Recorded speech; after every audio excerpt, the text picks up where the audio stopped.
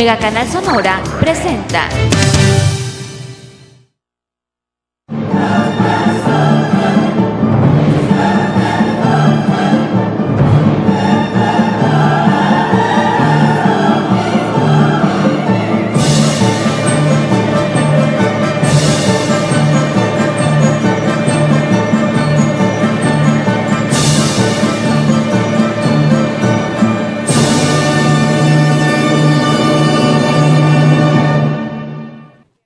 ¿Qué tal? ¿Cómo están? Qué gusto que nos acompañen una semana más en su programa Tiempos. Esta semana vamos a seguir hablando de esta tribu sonorense famosa por ruda, por indomable, los yaquis. Pero vamos a hablar de los yaquis, el papel de los yaquis en la Revolución Mexicana. Y para hablar de eso está conmigo la doctora Ana Luz Ramírez Zavala. Ella es licenciada en Historia por la Universidad de Sonora, tiene una maestría y un doctorado en Historia por el Colegio de México y es investigadora del Colegio de Sonora, aquí en Hermosillo, Sonora, recién ingresada al Colegio de Sonora como investigadora. Y bueno, su tesis de maestría y sus tesis han sido los yaquis en la Revolución Mexicana. Gracias, Ana Luz, por venir. No, pues muchas gracias a ustedes por invitarme. Pues empecemos por una pregunta básica. ¿De dónde no me gusta la palabra belicosidad, sino la resistencia, esa capacidad de lucha de los yaquis como tribu mexicana y sonorense? Pues bueno, yo he pensado en cuáles son los factores para entender por qué los yaquis participan en la revolución, pero también apoyan a Gándara en el siglo XIX, y bueno, apoyan distintos movimientos y se rebelan muchas veces en el siglo XVII. Ajá, exactamente. Entonces yo, bueno, creo que hay tres factores. Uno, el de la población, el número de población.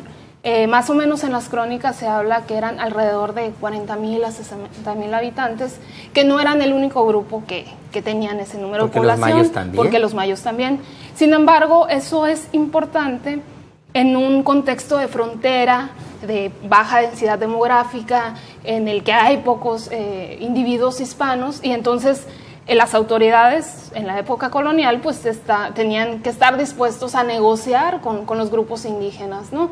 Y en ese sentido, digamos, durante la primera mitad del siglo XIX y la época colonial, se mantuvo relativamente, digamos, estables las relaciones, los conflictos duraban poco, ¿no? Y posteriormente, otro elemento que me parece importante es la fertilidad del Valle del Yaqui, ¿no? Esto generaba hasta la fecha exactamente, muchas ambiciones en torno a los recursos que tiene el territorio yaqui, y que durante el siglo XIX, la primera mitad, tal vez hasta el final de la época del siglo XIX, no son exitosos los distintos proyectos de colonización que hay en torno al Valle del Yaqui. Pero esta cuestión de la población, de los grupos indígenas como mano de obra importante, pues impidió durante la primera mitad que se dieran más conflictos, ¿no? Pero ya en el Porfiriato pues ya estaba más consolidado el gobierno y ya no fue como necesario, o ya no hubo interés del gobierno de negociar con los yaquis, ¿no? En ese sentido. Lo curioso del caso es que los mayos están a menos de 100 kilómetros ahí al sur y son pacíficos, han sido relativamente pacifistas, con un río igual, con un valle rico. Exactamente. Y pacifistas hasta la fecha. Sí, el otro elemento es la capacidad bélica de los yaquis. Los yaquis, ya lo refería Pérez de Rivas en sus crónicas, cuando hay los primeros enfrentamientos, que ellos podían juntar 8,000 individuos de guerra, lo que implica que ya tenían una organización para la guerra, y cuando se establece el sistema misional, el régimen colonial, a todos los grupos indígenas, no nada más a los yaquis, se les da una organización militar, a la usanza occidental, ¿no? Como ejército. Como conocemos ahora, ¿no? Ajá. Bueno, a lo mejor también sería que tenían un reducto muy bueno para protegerse, que es la Sierra del Bacatete, que no tienen los mayos. Sí, posiblemente, y que pues tenían este antecedente de guerra, ¿no? Ellos adoptan muy bien esta organización militar que les dan en la época colonial y la usan, la adaptan, la acomodan a sus intereses y a sus necesidades, y finalmente es lo que les permite aliarse con otros grupos élites regionales y también defenderse a nivel, digamos, colectivo como tribu sus intereses, ¿no? Lleguemos Entonces, a la revolución. Álvaro Obregón, cuando decide incorporarse a la revolución, sale de Guatabampo, pues era presidente municipal, y se trae a 300 indígenas aquí en Hermosillo, a Villa de Ceres. Ahí les dan capacitación, pero eran mayos. Hasta ahí solamente han participado mayos. ¿Cuándo se involucran los yaquis entonces en la revolución? pues hay varios momentos, ¿no? Teniendo en cuenta el antecedente del porfiriato, cómo había quedado la situación entre los yaquis, dispersión por la guerra y por la deportación. Entonces, esto lleva a que la atención de la opinión pública se centre en cómo va a ser resuelto el problema del yaqui, y Madero lo considera en su libro La sucesión presidencial. Él dice, bueno, si llego a presidente, pues voy a reconocerles las tierras y les voy a incorporar un programa de educación. Y cuando ya él es presidente electo, hay varias conferencias de paz en donde se acuerda, bueno, yo les voy a dar esto si ustedes me apoyan militarmente en caso necesario, ¿no? Suceden varias cosas que finalmente evitan que se concrete este acuerdo, que entre esas es la muerte de Madero. Pues sí. Entonces, cuando se da la muerte de Madero, hay yaquis que están en el ejército federal, o sea, están, digamos, enrolados por la leva, yo creo, no sé, pero estaban ahí. Y cuando se da el constitucionalismo, que es este desconocimiento de Huerta. Entre Carranza y los sonorenses, ellos los convencen para que se pasen al constitucionalismo. Al ejército constitucional. Esto es en 1913, hay varias batallas que se libran en el sur del estado, las así mencionadas, donde participan varios grupos de yaquis, no nada más estos que estaban en el ejército federal, sino los que son considerados como rebeldes, los que están diciendo, bueno, los vamos a apoyar, pero tienen que cumplirnos estas demandas, que es regreso de los deportados. También están pidiendo que salgan, desalojo de los militares.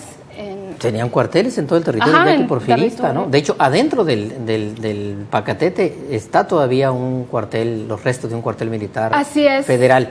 Pero entonces, la deportación a que te refieres es a Yucatán y a Oaxaca, ¿no? Durante el porfiriato. Durante el porfiriato. Pedían que se les regresara a esa gente, y me imagino que lo de sus tierras. Entonces, en la batalla de Santa Rosa y de Santa María, a las órdenes de Obregón participan ya yaquis. Sí, de hecho, en las crónicas de Obregón, 8,000 kilómetros en campaña, él los reconoce. Ahí estamos viendo, ese es el cuartel de Ortiz que se establece en 1926. Ese ya es del ejército mexicano federal revolucionario. Exactamente, en 1926 se funda, y lo interesante de que esté ahí en Ortiz es que es una entrada a la Sierra del Bacatete, o sea, de alguna manera trataban de dominar el territorio, el refugio de los yaquis rebeldes. Y en Torim también. En Torim estaba la primera jefatura militar durante el porfiriato, ya después cambia, ¿no? Pero que es la cuarta. Pero también en Torim y en la Sierra del Bacatete también había en Tetacombiate, si no me equivoco. Bueno, y entonces, ¿se destacan los yaquis como guerreros en la lucha? Hay varios que destaca Obregón, Ignacio Mori, Francisco Urbalejo. Ustedes, si les interesa, pueden buscar en el libro, y ahí él dice, ¿no? A ver, ¿pero cuál libro? En el 8,000 kilómetros en campaña de Álvaro Obregón. Los menciona. Los menciona. De hecho, muere Luis Bule, que es otro personaje importante de los yaquis, en una de estas batallas. Y después hay, bueno, como reacomodos, digamos, ¿no? Unos yaquis se regresan a la sierra, otros continúan con Obregón y con otros jefes militares, Benjamín Gil, Ramón Besosa, Fructuoso Méndez, otro Salvador Alvarado. Y salen del estado a combatir. Se van por el Pacífico, por la costa miren, del Pacífico. En esa foto está Ignacio Mori y otros yaquis, y con Obregón y Fructuoso Méndez. Fructuoso Méndez fue un militar que fungía como intermediario con los yaquis que se consideran como rebeldes cuando había necesidad de que ayudaran, pues, militarmente en los distintos movimientos, ¿no? fue un personaje muy importante para lograr que los yaquis rebeldes participaran. ¿De qué época será esa fotografía? Esa es de 1913. Es en esa época precisamente, sí, cuando Obregón va por el Pacífico, debió de haber ¿no? sido posterior a todos estos... Creo que en la batalla del Castillo, en Jalisco, cuando va Obregón, los yaquis juegan un papel importante. El caso es que para cuando llega a México, al Distrito Federal Obregón, ya la versión de que venían los yaquis del norte, pues tenía bastante asustada la población del DF, ¿no? Sí, así Y cuando vieron aquellos indígenas grandes, altos, armados con unos rifles Winchester, ellos habían visto a los soldados zapatistas en calzones de manta y machete, pues se asustaron a ver aquellos... tenían fama en el ejército los yaquis. Sí, de hecho en la literatura, en las crónicas, siempre se mencionan a los yaquis como combatientes certeros, ¿no? Tenían una bala y la bala quedaba en... donde ponían el ojo, ponían la bala. Pero hay mucho de mito de eso, porque también la pregunta es para ti, ¿cuántos de esos indígenas eran mayos y no yaquis? Ahí las crónicas hablan que solo del constitucionalismo, porque se dividen en distintas facciones, digamos, participan los yaquis. Durante el constitucionalismo participan alrededor de 750 yaquis. Por ahí he visto que mayos se habla como de 300, 400. En realidad, la participación de los mayos no está estudiada, es una línea de investigación que se tiene que estudiar. Yo considero que el hecho de que tengan apellidos parecidos, porque pertenecen a la misma familia lingüística, es lo que ha evitado que se distingan. Es que los yaquis se hicieron famosos y los mayos no, por eso no sale estudiado, pero yo que soy mayo, pues me interesa mucho que se averigüe eso. Vamos a hacer una pausa de un minuto y vamos a regresar con los generales yaquis que destacaron en la Revolución.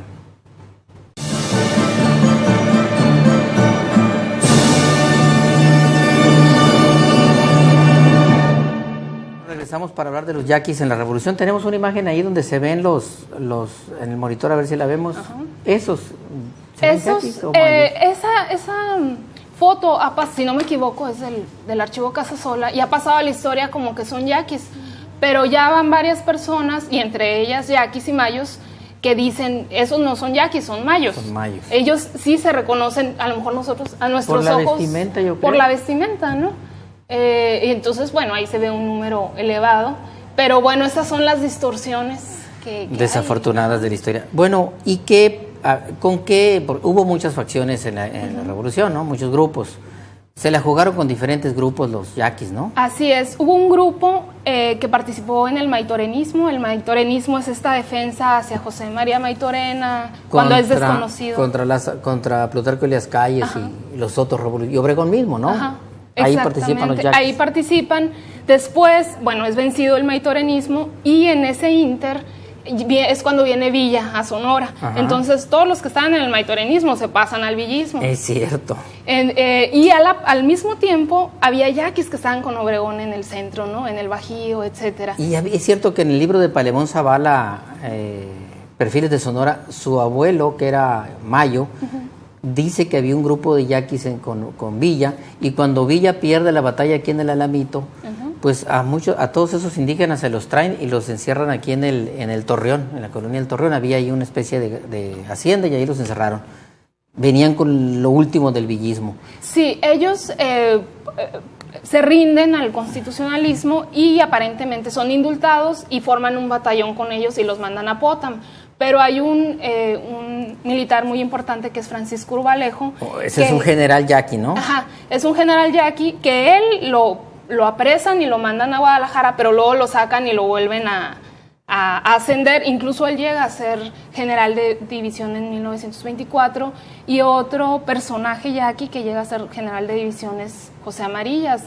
Hay por ahí un dicho que decían que después de ser general de división te tocaba la presidencia. No es el caso con estos yaquis, pero pues vemos la importancia que tuvieron ellos específicamente. No necesariamente, hubo muchos generales de división que les tocó tierra, tumba, no presidencia. Sí, sí, depende. Y con el carrancismo, cuando los sonorenses se dividen y se enfrentan a Carranza, ¿con quién se van los yaquis? Algunos permanecen con Obregón.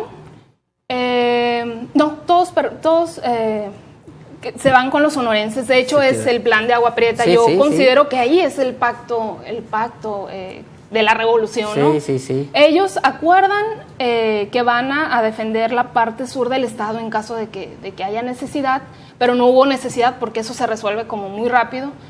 Y además, la escolta que acompaña a Adolfo de la Huerta hacia México, cuando va a ser presidente provisional, es de yaquis, y esta escolta de los principales líderes rebeldes, Ignacio Mori, Luis Espinosa, Luis Matus, y ellos permanecen en México hasta el tiempo que dura Adolfo de la Huerta. Y a propósito de la Huerta luego se enfrenta con Obregón y Calles, y viene la rebelión de la huertista. ¿Hay yaquis con él? Él lo querían mucho los yaquis. Aparentemente no. Eso es algo que ha llamado mucho la atención. ¿Por qué los yaquis no participan del ahuertismo? Yo lo que he podido ver, uno muere en el del ahuertismo, muere Fructuoso Méndez, que era el intermediario, ¿no? Y que participó en el del ahuertismo. Y otro es que el gobierno de Sonora se cuidó mucho de que no se supiera en Sonora que estaba pasando el movimiento de la huerta.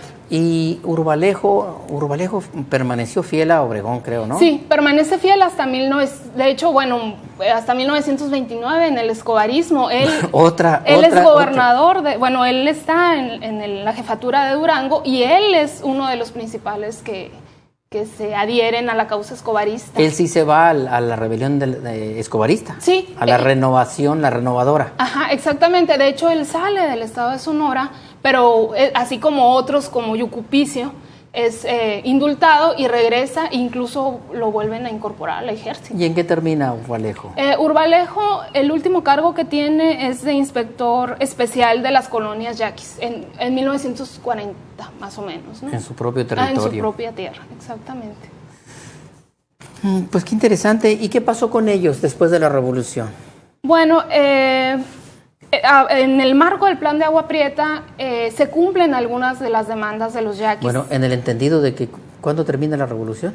Digamos las luchas faccionales y los enfrentamientos armados en 1920, cuando los sonorenses suben al gobierno federal, que hay mayor estabilidad Pero sigue habiendo pugnas entre ellos todavía. Sí, entre ellos, pero bueno, se considera casi oficialmente que la revolución es de 1910 a 1920. ¿Y qué pasó entonces con los yaquis? Bueno, se cumplen algunas de sus demandas, como por ejemplo el desalojo de algunos de sus pueblos. En esos años se desaloja Torim y Potam. Se les pagan haberes, es reconocida su participación en el ejército y se les paga sueldo como militares. También se construyen iglesias, y en general hay buena comunicación entre el gobierno del estado de Sonora y el gobierno federal y los yaquis, ¿no? Pero esto termina alrededor de 1925-26 porque el proyecto de colonización sigue vigente, y eso provoca el descontento. O sea, para los yaquis no les están cumpliendo totalmente. Otra vez, ¿y es presidente Elías Calles? Elías Calles. Exactamente. Entonces, lo que pasa es que los de la huertistas ya en el exilio buscan alianza con los yaquis, y el gobierno, mediante el espionaje, se da cuenta, digamos, a tiempo, y sucede lo que se conoce como la última batalla del yaqui, que es el 13 de septiembre de 1926, Obregón va en un tren hacia, pues supongo que Cajeme, y los yaquis... De Nogales a Cajeme. A Cajeme, exactamente. Y los yaquis detienen el tren para preguntarle sobre una comisión de yaquis que está en Hermosillo y que no había regresado. Y eso, las autoridades lo interpretan como que querían atacar pues el tren donde iba Obregón. Y dice Obregón, sí, ahorita mando llamar en el próximo tren mando que se venga la comisión que está en Hermosillo, pero en lugar de eso viene el ejército y se abre fuego contra los yaquis e inicia nuevamente... Es que menudo susto que se llevó Obregón y su gente, ¿sabes? En el periódico La Vanguardia de Barcelona, en España, en 1900, esa fecha, la nota dice: indígenas mexicanos, yaquis, secuestran al expresidente de México. Secuestran, porque ahí detienen y hablan con él, ¿no? Eso asusta a la comunidad internacional.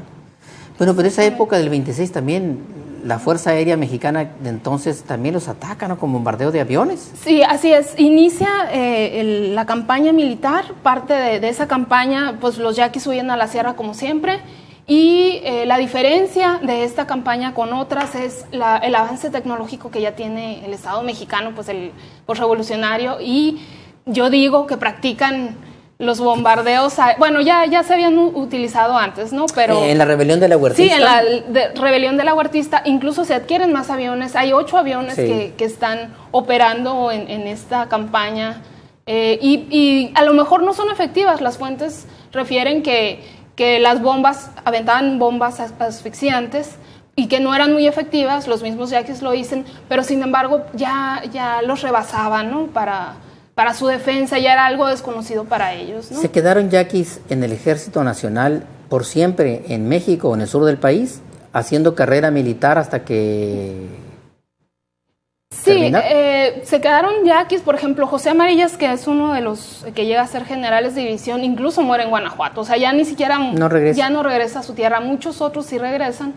Muchos militares también salieron deportados durante la Revolución, durante 1915-19 y durante esta fecha del 26 también los llevan deportados, los incorporan al ejército. Es la manera de justificar que ellos estén fuera del estado de Sonora y mueren allá. Los principales líderes, Ignacio Mori y Luis Espinosa, mueren en Veracruz entre 1930 y 1931. Ya no regresan, ¿no? Y muchos otros logran regresar hasta la época de Cárdenas, que hay una política de regreso de deportados en 1938, ¿no? Que es cuando les entregan sus tierras y demás. Pero entonces se puede decir que hasta la época de Cárdenas es cuando se pacifican los yaquis. Sí, pues digamos cambian los términos de la relación. Yo lo pondría más en ese sentido, ¿no? La última campaña es la del 26. Y a partir del gobierno de Cárdenas, que yo considero que él abre como otros canales de comunicación con los yaquis, está otra vez dispuesto a negociar con ellos, ya no vuelve a haber otra rebelión, ¿no? Yaqui. Reconoce sus tierras mediante la restitución, parte de su territorio, porque no todo. Hay una serie de políticas y programas sociales, escuelas, saneamiento del espacio. Escuelas tecnológicas, por cierto. Ajá. Ahí en Cárdenas hay una. Sí, hay incluso un internado indígena en Bicam, que, bueno, dura poco tiempo, pero es ya algo, ¿no? Sí, pero entonces, hoy en día todavía podemos decir que los yaquis siguen siendo un grupo rebelde. Resistente, más que rebelde, resistente. Pues lo vemos ahora, hoy en día está un conflicto ahí con ellos. Y desde que yo tengo uso de razón, ha sido así. Sí, pero bueno, yo lo que quisiera destacar también es su capacidad de negociación y de adaptación. O sea, ellos bueno, yo lo considero así, no se rebelan como que es la única opción que tienen. Es tal vez la última opción cuando acuden a la rebelión, ¿no? Pero la historia ha mostrado que ellos tienen medios para negociar pues todas sus demandas, ¿no? Y entre esas pues tenemos su participación en la revolución, ¿no? En los diferentes... Ahora sí que su lealtad respondía a los distintos líderes revolucionarios, ¿no? A quienes más tenían confianza, tal vez a Maytorena, a Obregón, etcétera, ¿no? ¿A De la Huerta? A De la Huerta. Que es el que más confianza le tenía. Exactamente, sí. Y es el que hizo más por ellos de todo este grupo de sonorenses, ¿no? Sí. Él sí intercedió. Los yaquis consideran que él fue el único que cumplió sus demandas. Sí. De hecho, ¿no? Porque durante su administración, tanto como presidente provisional, como secretario de Hacienda, como gobernador de Sonora constitucional, él estuvo al pendiente de que se cumpliera y de que hubiera buenas relaciones, ¿no? Estas buenas relaciones que hubo en estos 5 años, de 1920 a 1925, en parte se debieron. Razones de sangre, la abuela de él era india yaqui. Así es. Nacida aquí en Hermosillo. Sí, y su abuelo huyendo de la campaña en contra de los españoles en 1828, se refugió en el Yaqui y ahí es donde tuvo como más contacto con ellos, ¿no? No está en la revolución, pero Cajeme participó en el Ejército Federal porfirista, ¿no? Ujú. Sí, sí. Hubo muchos yaquis que formaban parte del Ejército Federal. Entre ellos Cajeme, y que al final pues trabaja ya para la propia tribu. Otro que estuvo en el ejército, en las fuerzas auxiliares del Estado, fue Tetaviate. Sí, sí. O sea, él era rebelde y para lograr la pacificación se tenían que incorporar al ejército federal, La Paz de Ortiz. ¿no? Ajá, ¿Habrá militares yaquis hoy en día en el Ejército Nacional? Pues hay muchos, no lo sé, pero sé que pues muchos viven con pensiones del Ejército Federal, ¿no? Todavía. O sea, sí impactó su participación en el Ejército económica y socialmente. Tu tesis es un libro, ¿cómo se llama el libro? Se llama La participación de los yaquis en la Revolución de 1913 a 1920. Y bueno, vemos específicamente esta parte. Publicado por el... Por el Instituto Sonorense de Cultura en el 2012. Ahí lo venden. Ajá, sí, pues está ahorita a la venta en la Biblioteca Central, en la Sociedad Sonorense de Historia y en el INA Sonora. Quien tenga interés en conocer de esto, de la participación de los yaquis en la Revolución Mexicana, pues, ¿qué más tienes que decir? Pues agradecerles por el espacio, por... ¿Conoce las comunidades yaquis, supongo? Sí, he estado ahí, afortunadamente. Agradecerles y que nos permitan, pues, mostrar aquí a su público un poco de lo que hemos venido estudiando, que luego no traspasa las fronteras de la academia, ¿no? Exactamente. Pero para eso es este programa, para difundir. Y el tema de los yaquis le gusta mucho a los sonorenses. Ahora que estuvo Raquel Padilla con nosotros, hubo muchos comentarios. Por eso quisimos invitarte para seguir hablando de los yaquis, y podemos seguir hablando de lo que quieras, cuando quieras, del tema de historia. Pues muchas gracias. Ahí les Pues voy a gracias a ustedes por acompañarnos. Nos vemos la semana que entra con otro tema más de historia en su programa Tiempos, un momento con la historia. Hasta luego.